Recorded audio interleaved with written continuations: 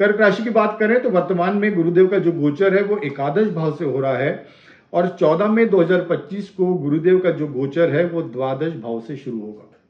गुरुदेव का गोचर जब भी द्वादश भाव से होगा तो गुरुदेव की जो दृष्टियां हैं वो चतुर्थ भाव पे रहेगी, वो षष्टम भाव पे रहेगी और वो अष्टम भाव पे रहेगी। ये तीनों दृष्टियां आपको शुभ फल प्रदान करेंगी।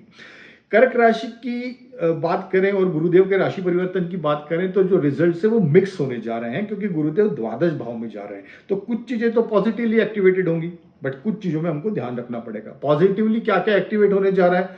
फॉरेन कनेक्शंस, फॉरेन में ट्रैवल करना चाह रहे हो, फॉरेन में सेटल होना चाह रहे हो, फॉरेन में जॉब है, फॉरेन में एजुकेशन के लिए जाना चाह रहे हो, फॉरेन क्लाइंट से आपका बिजनेस है, तो इन सब चीज़ों के लिए तो आपको बहुत अच्छे रिजल्ट्स मिलने वाले हैं। गुरुदेव जैसे ही राशि परिवर्तन करके द्वादश भाव में जाते हैं।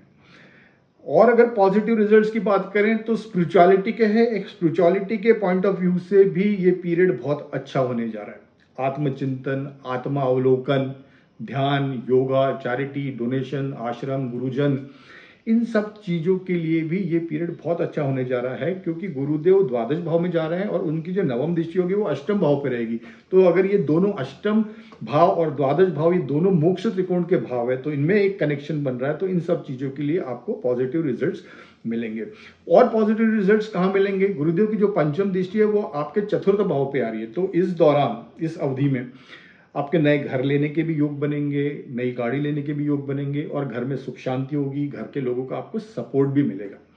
गुरुदेव की जो नवम दृष्टि है, गुरुदेव की जो सप्तम दृष्टि है वो आपके षष्टम भाव पे आ रही है। तो हेल्थ में भी इंप्रूवमेंट आपको दिखेगा, हेल्थ में इंप्रूवमेंट दिखेगा। और खास करके स्टूडेंट्स के लिए पीरियड अच्छा है, बिकॉज कंपटीशन के पॉइंट ऑफ व्यू से ये पीरियड स्टूडेंट्स के लिए बहुत अच्छा रहने वाला है। थोड़ा सा चैलेंज कहाँ है? गुरुदेव द्वादश भाव में है, उसके लिए चैलेंज है।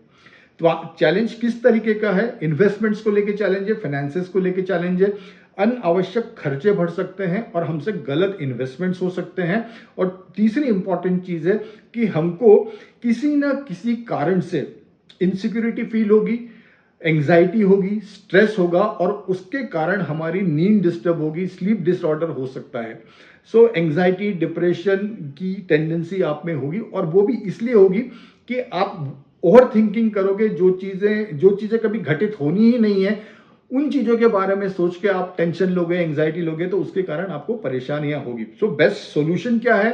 ध्यान, योगा, मेडिटेशन, स्पिरिचुअलिटी की तरफ, ये ही आपका रेमेडी भी है और इन चीजों पे ही आपको फोकस करना है, क्योंकि गुरुदेव हमारे लिए द्वादश भाव से गोचर कर रहे हैं। So thank you so much.